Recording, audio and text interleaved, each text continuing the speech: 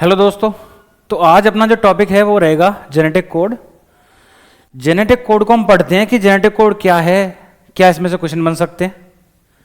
सबसे पहले पूछा जाए तो इसमें नाम में देखो कोड आ रहा है, मतलब इसमें कुछ कोड की फॉर्म में लिखा हुआ है और वो रिलेटेड किससे है, जेनेटिक से। मतलब वो हमारी कोई ना कोई जेनेटिक इन्फॉर्मेशन है जो कोडेड है, जिसका डायरेक्टली कोई मतलब पता नहीं चलता है, उसमें कुछ ना कुछ कोड है। तो देखते हैं वन बाई वन क्या कहना चाह रहे हैं अपन। तो देखो, जैसे आपसे पूछा जाए जेनेटिक कोड जो है इसको किसने, टर्म किसने दी थी, तो टर्म तो दी थी एक साइंटिस्ट था जिसका नाम था जॉर्ज गैमो। पर आपसे पूछा जाए ये जेनेटिक कोड जो है ये डिस्कवर किसने किया था, तो इसमें कई साइंटिस्ट का रोल था। जैसे आपने पढ़ा हो हरगोविंद खुराना, नीरेनबर्ग था, सेवेरो ओकोआ ने भी कुछ हेल्प की है। इसका मतलब इसमें बहुत सारे साइंटिस्ट इन्वॉल्व थे, मथाई था। क्या ये जेनेटिक कोड चक्कर क्या है, मैं आपको समझाता हूं। सबसे पहले पूछा जाए कि हमारे पास जेनेटिक मटेरियल है डीएनए, हमारे अंदर डीएनए होता है। सबसे पूछा जाए जेनेटिक मटेरियल डीएनए के अंदर क्या चीज होती है ऐसी जिसमें इंफॉर्मेशन स्टोर्ड है, मतलब किस फॉर्म में इंफॉर्मेशन है इसमें। तो डीएनए में कुछ नहीं होता, इसमें न्यूक्लियोटाइड का सीक्वेंस होता है और डबल स्टैंडर्ड है। तो अगर इसको हम खोल के देखें तो इसमें कुछ नहीं मिलेगा, आपको न्यूक्लियोटाइड का सीक्वेंस मिलेगा बस।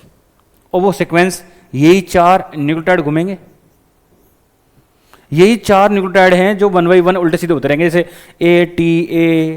ATG, ऐसे कुछ भी सीक्वेंस रहेगा। और ऐसा ही इसका कॉम्प्लीमेंट्री सीक्वेंस दूसरी स्टैंड पर रहेगा, जैसे ए के सामने टी के सामने ए के सामने टी सी, ऐसे कुछ भी। तो इसमें देखो हमने कहा कि इसके ऊपर हमने जो सीक्वेंस करके देखा तो इसमें सिर्फ न्यूक्लियोटाइड का सीक्वेंस था। और न्यूक्लियोटाइड के अंदर क्या क्या होता है वो पता ही होगा, जैसे नाइट्रोजन बेस भी होता है, शुगर भी होती है, फॉस्फेट होती है, और वो बॉन्ड बना के जुड़े रहते हैं।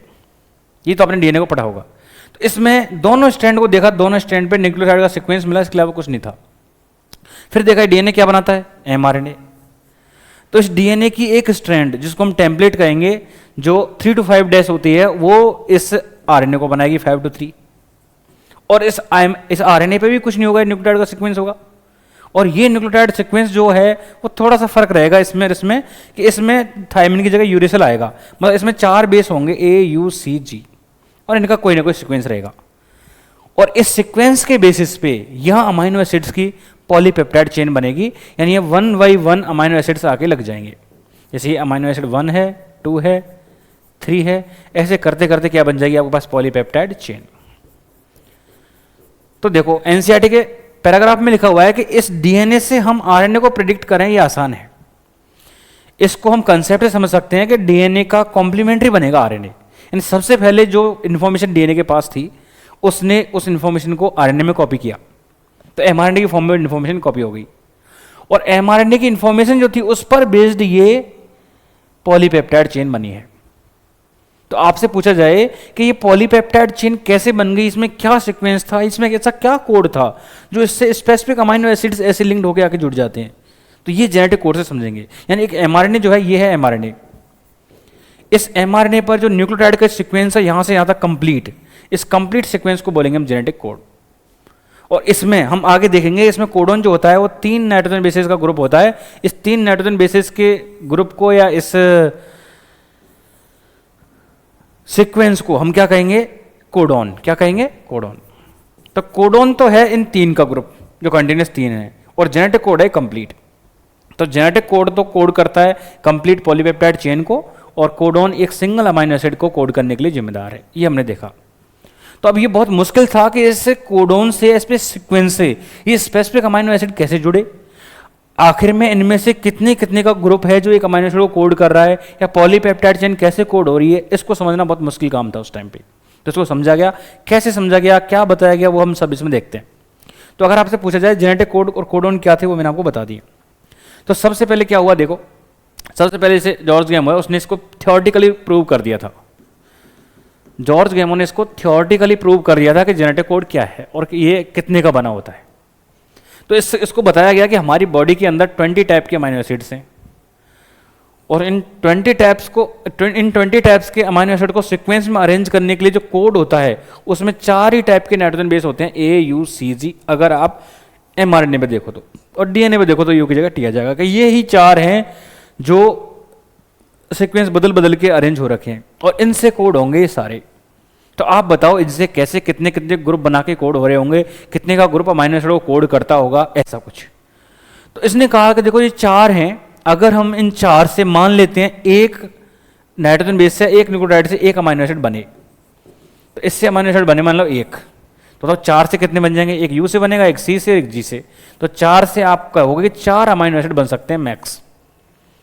तो क्वेश्चन आ जाए, अगर ये कोडोन, जिसको कोडोन मान रहे हो, ये एक न्यूक्लियोटाइड का बना हुआ होता, इस कोडोन में सिर्फ एक ही न्यूक्लियोटाइड होता, तो बताओ मैक्सिमम कितने टाइप के अमीनो एसिड कोड हो जाते? 4। इसका मतलब 16 अमीनो एसिड को कोड करने के लिए हमारे पास कोडोन था ही नहीं फिर। और अगर ये 4 ही उन 16 को करते फिर तो कोई कोड हुआ ही नहीं, कोई फिक्स सीक्वेंस हो ही नहीं, फिर तो कोई किसी को भी कोड कर रहा है। तो उसने ऐसा कहा कि देखो अगर ये कोडोन सिंगल न्यूक्लियोटाइड का बना होता तो 4 ही कोड बनती है, 4 ही अमीनो एसिड कोड होते। फिर उसने कहा इसको हम 2 का मानते हैं, कि हम इसको 2 का मान लेते हैं, हो सकता है कोडोन में से ए 2 आ जाए, या ए यू आ जाए, या यू ए आ जाए, या सी सी आ जाए, सी जी आ जाए। तो ऐसे अगर हम कोडोन को डबल या 2 न्यूक्लियोटाइड का माने तो ऐसे कितने हमारे पास ग्रुप बन जाएंगे, या ऐसे कितने सीक्वेंस बन जाएंगे, कितने अरेंजमेंट बन जाएंगे जिससे अमीनो एसिड कितने कोड हो जाएंगे। तो फिर ऐसे अगर 2 को मान के देखा, एक कोडोन में अगर 2 न्यूक्लियोटाइड होते, तो यहाँ कोड हो जाते 16 कॉम्बिनेशन बनेंगे हमारे पास। अब जैसे आप परम्यूटेशन कॉम्बिनेशन पढ़ते हो तो वहाँ एक फॉर्मूला आता है x की पावर n। इस x की पावर n में आप कितने कॉम्बिनेशन बनोगे देख सकते हो। जैसे इस x तो क्या होता है कि आपके पास कितने टाइप की एंटिटीज अवेलेबल हैं, तो यहाँ हमारे पास 4 टाइप की एंटिटीज अवेलेबल हैं, ये 4 न्यूक्लियोटाइड हैं। और n क्या होता है कि आप एक ग्रुप में कितना रखना चाहते हो। तो एक कॉम्बिनेशन का फॉर्मूला होता है मैथ में कि इसमें x तो क्या है कि कितनी एंटिटी है आपके पास टोटल, और n है कि आप कितने कितने का ग्रुप बनाना चाहते हो। तो इसको हम यहाँ कोडोन में लगाएं तो हमारे पास बताओ एंटिटी कितनी है? 4, A U C G। और बताओ n क्या है, कितने का ग्रुप बना रहे हो आप। तो हमने जब 1 का ग्रुप बनाया तो फॉर्मूला क्या बना? 4 की पावर 1। तो कोडोन कितने आ गए? 4। और जब हम 2 का ग्रुप बना रहे हैं तो बताओ 2 का ग्रुप बनाओगे तो फॉर्मूला क्या आ जाएगा? 4 की पावर 2, क्योंकि एंटिटी तो 4 ही टाइप की हमारे पास। तो कितना आ जाएगा? बताओ 16 ग्रुप बनेंगे। आपको यहाँ बना के देखने की जरूरत नहीं है। तो इसने कहा कि देखो इससे 16 कोडोन आ जाएंगे, 16 टाइप के कोडोन बन जाएंगे, और इससे कितने अमीनो एसिड कोड हो सकते हैं? 16। पर 4 तो फिर भी बच गए। तो अगर 16 स्पेसिफिक कोडोन बनेंगे तो 16 स्पेसिफिक अमीनो एसिड को तो कोड कर देंगे, पर यहाँ 4 बच गए, 20 तो फिर भी नहीं हुए। इसका मतलब इसने कहा कोडोन 2 का भी नहीं है। अगर 3 का माने तो 4 की पावर 3 आ जाएगा। हम माने एक न्यूक्लियोटाइड में अगर 3 कोडोन होते, एक कोडोन में 3 न्यूक्लियोटाइड होते तो 4 की पावर क्या हो जाता? 3। तो इससे बनते हैं आपके पास 64 टाइप के कोडोन। तो उसने कहा यहां देखो जो हमारे को जरूरत थी 20 टाइप के अमीनो एसिड को कोड करने के लिए, तो उसको हमको 20 कोडोन तो चाहिए थे। तो उसने कहा हो सकता है 64 से 20 टाइप के अमीनो एसिड को कोड किया जा रहा हो। मतलब कम से कम हमारे पास एक कोडोन एक स्पेसिफिक अमीनो एसिड के लिए तो हो। एक से ज्यादा कोडोन एक अमीनो एसिड को कोड करें चलेगा, पर कम से कम एक अमीनो एसिड के लिए एक तो फिक्स हो। तो उसने कहा 20 तो मिनिमम चाहिए, और वो 20 मिनिमम ग्रुप बना, आप 3 का रखोगे तो ग्रुप बने 64। तो उसने कहा कि पक्का 3 का रहा होगा, ये 64 हो गई। पर ये प्रैक्टिकल प्रूफ नहीं था। इसके हिसाब से तो बताओ हम 4 की पावर 4 करें तो यहाँ 256 आ जाएगा। इसका मतलब कोडोन टेट्राप्लेट भी हो सकता है, एक कोडोन में 4 कॉम्बिनेशन भी हो सकते हैं। तो इसने थियोरेटिकली प्रूव कर दिया कि 1 और 2 तो नहीं है, 3 की संभावना है। तो आपसे पूछे थियोरेटिकली किसने प्रूव किया कि जो कोडोन है वो ट्रिपलेट होता है? तो वो किया था किसने? जॉर्ज गैमो ने। उसने बता दिया था कि आप कॉम्बिनेशन बना के देखोगे तो एक कोडोन में एक न्यूक्लियोटाइड लेते हो तो कॉम्बिनेशन 4 ही आ रहे हैं, 2 न्यूक्लियोटाइड होते तो कॉम्बिनेशन 16 आते, अब 3 है तो 64 आ रहे हैं। इसका मतलब 16 से भी पार नहीं पड़ रही थी, 4 से भी नहीं पड़ रही थी, मतलब 64 से पड़ सकती है। 64 टाइप के कोडोन जो है वो 20 टाइप के अमीनो एसिड को कोड कर सकते हैं। फिर इसके प्रैक्टिकल प्रूफ दिए गए। तो कुछ तो देखो नीरेनबर्ग ने बताया, कुछ हरगोविंद खुराना ने बताया। उससे पहले एक साइंटिस्ट था, इसका नाम था सेवेरो ओकोआ। इस सेवेरो ओकोआ ने एक एंजाइम डिस्कवर किया जिसका नाम था पॉलीन्यूक्लियोटाइड फॉस्फोराइलेज। तो इसने एंजाइम डिस्कवर किया, इसका नाम था पॉलीन्यूक्लियोटाइड फॉस्फोराइलेज। इसको इसने खुद का नाम भी दिया, सेवेरो ओकोआ एंजाइम। इस एंजाइम की क्या खास बात थी? जनरली क्या होता है, देखो हमारे पास डीएनए है और इस डीएनए को टेम्पलेट की फॉर्म में यूज करके एमआरएनए बनाया जाता है। यानी पहले डीएनए होगा, डीएनए को टेम्पलेट की तरह यूज करेंगे, फिर बनेगा एमआरएनए। पर इसने ये एंजाइम ऐसा बनाया कि इसमें आप बिना डीएनए के सीधा एमआरएनए बना सकते हो, वो भी न्यूक्लियोटाइड को अरेंज करके। तो इसने क्या किया, आप अगर न्यूक्लियोटाइड डालोगे और ये एंजाइम डालोगे तो ये एंजाइम न्यूक्लियोटाइड को आपस में कनेक्ट कर देगा, उनके बीच में बॉन्ड बना देगा। तो इसने ये एंजाइम जो बनाया, ये एंजाइम बताओ टेम्पलेट डिपेंडेंट है, टेम्पलेट इंडिपेंडेंट है? इसको टेम्पलेट की जरूरत नहीं है। तो ये एंजाइम टेम्पलेट इंडिपेंडेंट काम करता है। ऐसा इसने एंजाइम डिस्कवर कर दिया कि ये आरएनए बना सकता है, यानी न्यूक्लियोटाइड को जोड़ सकता है, आरएनए का सिंथेसिस कर सकता है, यानी पॉलीन्यूक्लियोटाइड चेन बना सकता है, डिफरेंट राइबोन्यूक्लियोटाइड्स को आपस में जोड़ सकता है, और वो भी कैसे, बिना टेम्पलेट के। तो इससे आप ए यू सी जी या यू जी यू जो भी आप जोड़ोगे आपस में उनको कनेक्ट करता चला जाएगा। ऐसा एंजाइम किसने बनाया, सेबेरो ओकुआ ने। अब इस एंजाइम को यूज करके हरगोविंद खुराना और नीरेनबर्ग ने सिंथेसिस करके देखा। जैसे नीरेनबर्ग ने सिंथेसिस किया तो उसने सबसे पहले ऐसे इस टेस्ट ट्यूब के अंदर यूरेसिल डाल के देखे बहुत सारे। तो जैसे मान लेते उसने 6 यूरेसिल लिए, तो 6 यूरेसिल लिए, एक्चुअल में ये यूरोडाइलिक एसिड थे, न्यूक्लियोटाइड थे। तो न्यूक्लियोटाइड के लिए हम डाइलिक एसिड बोलते हैं, आइलिक एसिड बोलते हैं। तो इसने 6 यूरोडाइलिक एसिड लिए ऐसे मान लेते, और इसमें वो एंजाइम वगैरह सब कुछ डाल दिया, टीआरएन डाल दिया, अमाइनो एसिड डाल दी। अब उसने क्या किया, 6 यूज किए हैं, तो उसने देखा कि जब इससे हम सेल के बाद, इसने नीरेनबर्ग जो था उसने सेल फ्री कल्चर में ऐसा सब कुछ किया। तो उसने देखा कि अगर हम इनको बाहर इस टेस्ट ट्यूब के अंदर प्रोटीन सिंथेसिस कराएं तो उसमें बताओ डिफरेंट टाइप के टीआरएनए, कितने टाइप के अमाइनो एसिड, 20 टाइप के अमाइनो एसिड इसमें पड़े हुए हैं, टीआरएनए है, प्रोटीन सिंथेसिस हो रहा है। तो आप बताओ ये जो बनेगा यूरेसिल वाला, तो इनके बीच में बॉन्डिंग करनी पड़ेगी। तो ये कितने न्यूक्लियोटाइड का आरएनए बना आपके पास, 6 का, और ये होमोपॉलीमर एक तरह से, मतलब एक ही जैसे इसमें क्या हो रहे हैं, रिपीट हो रहे हैं। तो उसने देखा इसके सामने, अब इसके सामने आरएनए का प्रोटीन का सिंथेसिस होगा, और प्रोटीन सिंथेसिस होगा, इसका मतलब इसके सामने डिफरेंट अमाइनो एसिड्स आके अरेंज होंगे, तो एक पेप्टाइड चेन बनेगी। तो इसने देखा इसके अंदर जो पेप्टाइड बना वो बना डाइपेप्टाइड, और डाइपेप्टाइड के अंदर 2 फिनाइल एलानिन आपस में जुड़े हुए मिले, फिनाइल एलानिन जुड़े हुए मिले। इससे 2 बात पता चली। एक तो हमको ये पता चला कि अगर आपके पास कोड यू यू यू मतलब यू यूज हो रहा है तो ये कोड करता है फिनाइल एलानिन को, और किसी अमाइनो एसिड को नहीं कोड कर रहा है, फिनाइल एलानिन को कोड कर रहा है, और इससे 2 ही फिनाइल एलानिन कनेक्ट हो रहे हैं बस। फिर इसने एक यूरेसिल और बढ़ा के देखा, मान लो एक और बढ़ा के देखा तो भी फिनाइल एलानिन नया नहीं कोड हुआ, और एक और बढ़ा के देखा तो और नया फिनाइल एलानिन अटैच हो गया। इससे क्या पता चला, इससे पता चला कि अगर आपको एक अमाइनो एसिड को कोड करवाना है तो मिनिमम आपके पास 3 न्यूक्लियोटाइड तो होने ही चाहिए, और वो न्यूक्लियोटाइड हमेशा स्पेसिफिक अमाइनो एसिड को कोड करेगा। जैसे यू यू यू को जहां भी यूज करोगे तो फिनाइल एलानिन को ही कोड करेगा, ऐसा नीरेनबर्ग ने बता दिया। तो नीरेनबर्ग ने सबसे पहले यू यू यू वाला कोडोन डिस्कवर कर दिया, और ये किसको कोड करता है, फिनाइल एलानिन को। ऐसा आप याद रख लेना। फिर से ये पता चल गया, जैसे मान लो हम 9 न्यूक्लियोटाइड लेते हैं, कितने न्यूक्लियोटाइड लेते हैं, 9।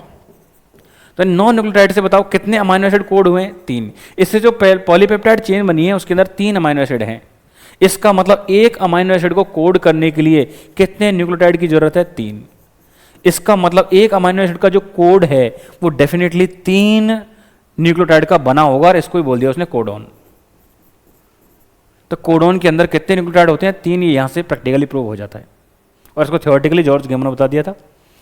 इसके बाद आते हैं हरगोविंद खुराना जी। उन्होंने इनके डिफरेंट कॉम्बिनेशन भी किए। जैसे अब इसमें नीरेनबर्ग ने और भी देखा, जैसे 3 यू की जगह ए लेके देखा, तो 3 ए बता दिया इसने क्या बनाते हैं, तो ये कोड करते हैं लाइसिन को। तो इसने 3 सी लेके भी देखा, जैसे ये किसको कोड करते हैं, प्रोलिन को। तो ऐसे इसने ये होमोपॉलीमर एडेनाइलिक एसिड और साइडाइलिक एसिड के भी बनाए। फिर हरगोविंद खुराना आया, उसने क्या है, होमोपॉलीमर के साथ साथ कोपॉलीमर भी बनाए।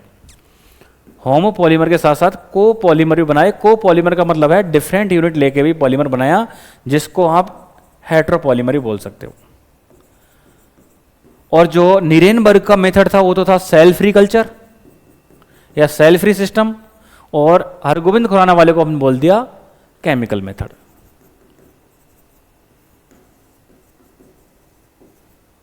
ये भी याद रख सकते हो।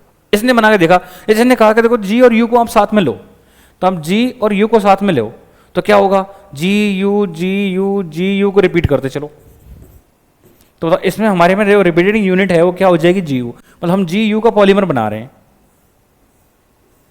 तो इसमें देखो टोटल न्यूक्लियोटाइड कितने हो गए, 12। तो उसने देखा अगर मान लो दो दो के ग्रुप से अमाइनो एसिड कोड होता तब तो यहाँ 6 अमाइनो एसिड कोड हो जाते, पर पता चला यहाँ जो पॉलीपेप्टाइड बन रहा है उसके अंदर आपको 3 के ग्रुप से कोड होता हुआ देखेगा। मतलब इसमें आपको जो जी से कोड हुआ था वो तो मिला था क्या, वैलिन, और यू से जो कोड हुआ था वो क्या मिला, सिस्टीन। ऐसे ही फिर वैलिन फिर सिस्टीन, ऐसे इसको 4 क्या मिले, अमाइनो एसिड का पेप्टाइड बना हुआ मिला। तो बताओ 12 हमने न्यूक्लियोटाइड लिए थे और 4 अमाइनो एसिड मिले हैं, इसका मतलब डेफिनेटली एक अमाइनो एसिड को कोड करने के लिए कितने न्यूक्लियोटाइड चाहिए, 3। और बताओ इसमें एक जैसे कोडोन रिपीट हो रहे हैं अलग अलग, इसमें देखो जी भी है और यू भी है, तो एक तरह से ये होमोपॉलीमर था या कोपॉलीमर या हेट्रोपॉलीमर था, तो ये हेट्रोपॉलीमर था। ये बात किसने बताई, हरगोविंद खुराना ने। तो ये बात याद रखते हो। तो ऐसे डिफरेंट अब जितने भी कॉम्बिनेशन है, आपको जितने भी 61 टाइप के कोडोन हैं उन सब के कॉम्बिनेशन पता चले, पर उसके बाद ये पता चला कि 3 ऐसे निकले जिनसे कुछ कोड हो ही नहीं रहा था, तो वो और डिस्कवरी होगी। तो ऐसा जेनेटिक कोड के बारे में इनिशियली पता चला। फिर अपन देखें तो जेनेटिक कोड में जैसे अभी मैंने जो बताया वो लिखा हुआ है कि during replication and transcription a nucleic acid was copied to form another nucleic acid. मतलब रेप्लिकेशन में डीएनए से डीएनए में कॉपी होती है इन्फॉर्मेशन, और ट्रांसक्रिप्शन में डीएनए से आरएनए में कॉपी होती है। Hence these processes are easy to conceptualise on the basis of complementary. इसको तो आप कॉम्प्लीमेंट्रिटी के हिसाब से समझ सकते हो कि एक दूसरे के कॉम्प्लीमेंट्री कैसे बनेगा। The process of translation require transfer of genetic information from a polymer of nucleotide to synthesis of a polymer of amino acid. तो इसने कहा था अगर आप एमआरएनए से प्रोटीन बनाते हो यानी ट्रांसलेशन जब आप करते हो तो इसमें आपको देखो पहले तो आप एक न्यूक्लिक एसिड के पॉलीमर से दूसरे न्यूक्लिक एसिड के पॉलीमर में ट्रांसफर कर रहे थे इन्फॉर्मेशन को, तो यहां आपको इन्फॉर्मेशन को न्यूक्लिक एसिड से क्या अमाइनो एसिड्स के सीक्वेंस में ट्रांसफर करना पड़ रहा है। फिर इसने कहा था neither does any complementarity exist between nucleotide and amino acids nor could any be drawn theoretically। मतलब इसने कहा कि इनके बीच में कोई कॉम्प्लीमेंट्रिटी नहीं है। इसका मतलब आप इसके कोडोन को देख के ये बता ही नहीं पा रहे कि क्या चक्कर हो रहा है। अब तो डिस्कवर हो चुका है इस कोडोन के लिए अमाइनो एसिड होगा, पर अमाइनो एसिड आपको बोल दिया कि ये मान लो अमाइनो एसिड है तो कौन सा कोडोन होगा, तो इसके लिए मल्टीपल भी हो सकते हैं। तो इनके बीच में कोई कॉम्प्लीमेंट्री सीक्वेंस ऐसा कुछ नहीं था कि आप बता सको उसको, किसी भी टाइप की कोई कॉम्प्लीमेंट रिलेशन नहीं थी। ऐसा इसमें किया गया है कि इसमें कोई कॉम्प्लीमेंट्री नहीं थी। फिर लिखा हुआ है दो to support the notion of that change in existed ample evidences, दो to support the notion that change in nucleotide acid या न्यूक्लिक एसिड्स जेनेटिक मटेरियल जिसको बोला गया were responsible for change in amino. तो इसने कहा कि अगर आप इसमें कोई चेंज करते हो तो इस अमाइनो एसिड की सीक्वेंस में चेंज हो जाएगा। इनका मतलब रिलेशन तो इसमें डेफिनेटली है। अगर आपने न्यूक्लिक एसिड के अंदर कोई चेंज किया है तो अमाइनो एसिड की सीक्वेंस में चेंज आ जाएगा। और फिर बताया कि इसमें कोई डायरेक्ट रिलेशन नहीं है, इसमें कुछ ना कुछ प्रपोजिशन है और उसको उन्होंने जेनेटिक कोड कहा। और इसके बाद इसके बारे में जितनी बातें वो समझाई तो इसमें यही लिखा हुआ है कि 4 टाइप के बेसिस हैं, 20 टाइप के अमाइनो एसिड्स हैं, तो ये क्या रहा होगा, ये ट्रिपलेट रहा होगा या क्वाड्रिपलेट रहा होगा, तो वो लिख दिया पहले इसमें। और इसमें क्या बता रखा है, देखो कुछ जेनेटिक कोड के फीचर बता रखे हैं जिनको मैं आपको समझाता हूं। सबसे पहला फीचर है कि जेनेटिक कोड ट्रिपलेट होता है, जो हम बता चुके हैं। ट्रिपलेट का मतलब क्या है यहां पे, ट्रिपलेट का मतलब है कि एक कोडोन के अंदर 3 न्यूक्लियोटाइड होंगे। एक कोडोन के पास कितने न्यूक्लियोटाइड होंगे, 3, ये बता दिया इसने। यानी 3 codons do not code for any amino acid, hence they function as stop codon. मतलब इसने बता दिया 61 में से कैसे हैं कोडिंग हैं और 3 कैसे हैं नॉन कोडिंग। इसका मतलब जो कोडोन है वो टोटल 64 हैं, जैसा उसने प्रूव किया था। इनमें से 61 तो हैं, 61 तो कोडोन है जिनके लिए अमाइनो एसिड है या अमाइनो एसिड को कोड करते हैं, और 3 जो हैं 3 कोडोन किसी भी अमाइनो एसिड को कोड नहीं करते, इनको इसने बोला स्टॉप कोडोन। दूसरा लिखा है some amino acids are coded by more than 1 codon, hence the genetic code is degenerate. तो देखो एक तो इसने डीजनरेट को आपसे पूछा, डीजनरेट क्या होता है इसको मैं आपको समझाऊंगा। फिर इसने कहा है the codon is read in mRNA in a contiguous fashion. Contiguous मतलब कॉन्टिन्यूस, एक तरह से बिना किसी अल्ट्रेशन के, मतलब आप लगातार पढ़ो उसको। देयर आर नो पंक्चुएशन, इसमें कोई कॉमा नहीं है, मतलब ये कहना चाह रहा है कि ये जेनेटिक कोड जो है कॉमा लेस होता है। दूसरा कह रहा है कोड इज नियरली यूनिवर्सल, तो इसने कंप्लीटली नहीं नियरली यूनिवर्सल समझाया है, जैसे इसमें लिखा हुआ है वो मैं आपको समझा दूंगा अभी। फिर AUG के फंक्शन बता दिए कि ये डुअल फंक्शन है, इनिशिएटर जो भी है, और फिर बाद में बता दिया कि ये तीन जो है ये कैसे हैं स्टॉप कोडॉन। ये कुछ प्रॉपर्टीज बता दी किसकी, जेनेटिक कोड की। इनको मैं आपको वन बाई वन फटाफट से समझा देता हूँ। जो सबसे पहले इसने जो बताया है वो क्या था कि ट्रिपलेट नेचर है। तो ट्रिपलेट नेचर आपके क्लियर हो गई, ट्रिपलेट नेचर क्या होता है। एक कोडॉन के पास 3 न्यूक्लियोटाइड होंगे। दूसरा इसने लिखा है कि ये नियरली यूनिवर्सल है, नियरली यूनिवर्सल को मैं आपको समझा देता हूं। तीसरा इसने लिखा है कि ये डीजनरेट है। फोर्थ मैं आपको बता देता हूं, एक इसने लिखा है कॉमालेस है।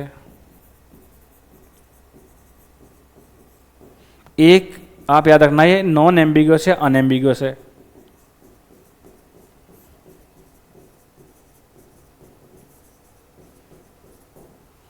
और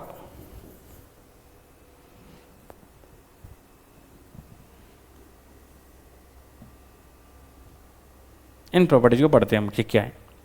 ट्रिपलेट मैंने आपको बता दिया। बात करें नियरली यूनिवर्सल, तो नियरली यूनिवर्सल का मतलब है जैसे यू यू यू या जी जी जी या ए, ये कोई भी कोडॉन ले लिया आपने। जैसे यू यू यू किसको कोड करता है, फिनाइलएलानिन को, तो ये कोड करेगा फिनाइल एलानिन को। मैं पूछूं जी जी जी किसको कोड करता है, तो ये कोड करता है ग्लाइसिन को। मैं पूछूं ए किसको करता है, तो ये करता है लाइसिन को। तो इन्होंने कहा कि देखो इन तीनों कोडॉन को आप कहीं भी डालो, अगर ये तीनों कोडॉन बैक्टीरिया में होंगे, ये तीनों कोडॉन प्लांट में होंगे, ये तीनों कोडॉन एनिमल में होंगे, या किसी टाइप के ऑर्गेनिज्म में होंगे, तो ये तीनों कोडॉन हमेशा इन्हीं को कोड करेंगे। जैसे यू यू यू है तो ये फिनाइल एलिन को ही कोड करेगा, चाहे बैक्टीरिया में हो, चाहे प्लांट में हो, चाहे एनिमल में हो। मतलब ये यूनिवर्सल है। जहां भी आप यू यू को देखोगे वो इसी को कोड करता हुआ मिलेगा आपको। जी जी जी को देखोगे तो इसी को कोड करता हुआ मिलेगा आपको। तो ये नियरली यूनिवर्सल है, पर इसके कुछ एक्सेप्शन मिले। और वो एक्सेप्शन क्या थे? वो एक्सेप्शन ये था कि एक UGA होता है, इसको हम जनरली कहते हैं स्टॉप कोडॉन। UGA जनरली किसकी तरह काम करता है, स्टॉप कोडॉन। पर ये UGA माइटोकॉन्ड्रिया के अंदर, प्रोटोजोआ के अंदर, ये UGA माइटोकॉन्ड्रिया और प्रोटोजोआ के अंदर किसकी तरह काम करता है, तो इनके अंदर काम करता है, ये ट्रिप्टोफैन को कोड करता है। तो एनसीईआरटी ने लिखा है कि ये इसके कुछ एक्सेप्शंस हैं, वो ये रहा। तो जनरली देखो ये UGA जो है ये स्टॉप कोडॉन की तरह काम करता है, और माइटोकॉन्ड्रिया प्रोटोजोआ में ये ट्रिप्टोफैन को कोड कर रहा है। इसका मतलब इसका एक्सेप्शन है। तो ये नियरली यूनिवर्सल इसलिए है क्योंकि इसके एक्सेप्शन एग्जिस्ट करते हैं। दूसरा मैं बात करूं डीजनरेट का, तो डीजनरेट और नॉन एम्बिगुअस को मैं आपको एक तरह से समझाता हूं। जैसे मैं आपसे लिख रहा हूं यहाँ पे, इस कोई भी एग्जांपल ले लेते हैं हम XYZ, जैसे GGG, GGA, GGC और GGU, ये 4 कोडॉन है, और ये चारों के चारों कोडॉन एक ही अमाइनो एसिड को कोड करते हैं। इसका नाम है ग्लाइसिन। ये चारों ग्लाइसिन के लिए ऐसा मान लेते हैं। या मैंने आज आपको एक एग्जांपल और समझाया फिनाइल एलिन वाला, जैसे उसमें U है और UUC है, ये दोनों किसको कोड करते हैं, फिनाइल एलिन को। तो देखो अगर मैं आपसे कहूं क्या एक अमाइनो एसिड जो है वो एक से ज्यादा कोडॉन से कोड हो रहा है, तो अगर आपसे कहे कि एक अमाइनो एसिड है और इसके लिए मोर देन 1 क्या है, कोडॉन, ये नेचर है डीजनरेट। तो जेनेटिक कोड की डीजनरेट नेचर क्या होती है कि एक अमाइनो एसिड के लिए एक से ज्यादा कोडॉन है, ऐसे बोलोगे तो ये डीजनरेट नेचर है। पर मैं आपसे कहूं, आप इधर कह रहे हो कि एक कोडॉन के लिए तो एक ही अमाइनो एसिड है, भाई मैं कहूंगा ये GGG जब भी बनाएगा ग्लाइसिन ही कोड करेगा, ये GGA जब भी कोड करेगा तो ग्लाइसिन कोड करेगा। भाई GG से पूछा आप किसको कोड करेगा, तो ऑलवेज ग्लाइसिन। GGA को पूछा तो ऑलवेज ग्लाइसिन।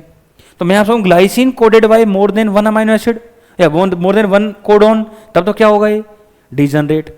पर मैं कहूं आपसे GGG always code for glycine, तब हो जाएगा ये नॉन एम्बिगुअस या अनएम्बिगुअस।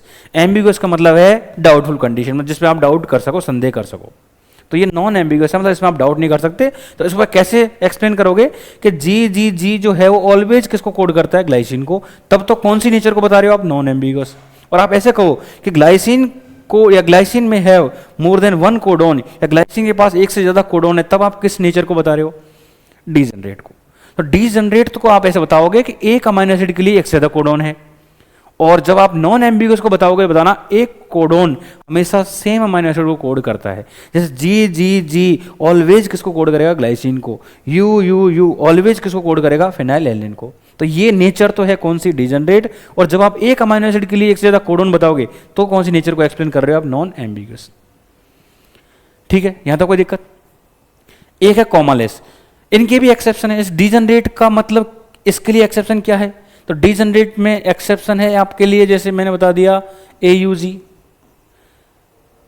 AUG जो है, AUG क्या,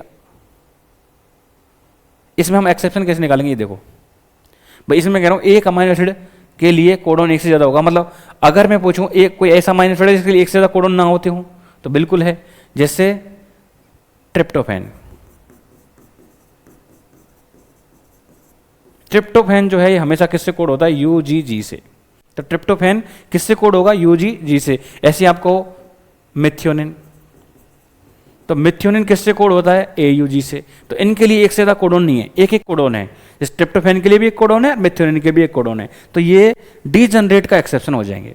अगर बात करूं मैं नॉन एम्बिगुअस, इसका मतलब है एक कोडोन जो है वो एक ही अमीनो एसिड कोड करता है। इसके भी आपको एक्सेप्शन मिल जाएंगे, जैसे GUG।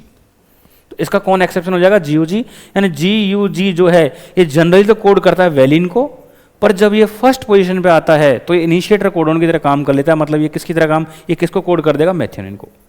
तो देखो जनरली एक कोडोन एक ही अमीनो एसिड को कोड करता है, पर अगर दो को कर रहा है तो ये किसका एक्सेप्शन हो जाएगा?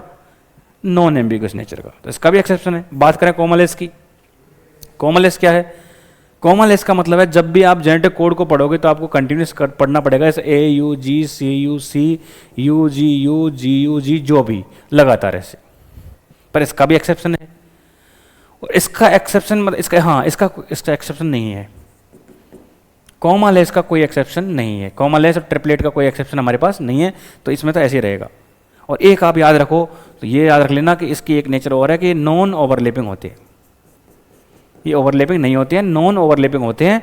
मतलब नॉन ओवरलैपिंग का मतलब है अगर मैं आपसे कहूं किसी भी न्यूक्लियोटाइड की, इनमें से कोई भी न्यूक्लियोटाइड देख लो, तो वो हमेशा एक ही कोडोन का हिस्सा होगा, दूसरे कोडोन का हिस्सा नहीं होगा। जैसे मैं आपसे कहूं ये A, ये U, या G, इनमें से कोई सही ले लो आप। जैसे मैं A को ले लिया, U को ले लिया, G को ले लिया, तो ये तीनों के तीनों ही एक ही कोडोन का हिस्सा है पहले वाले का।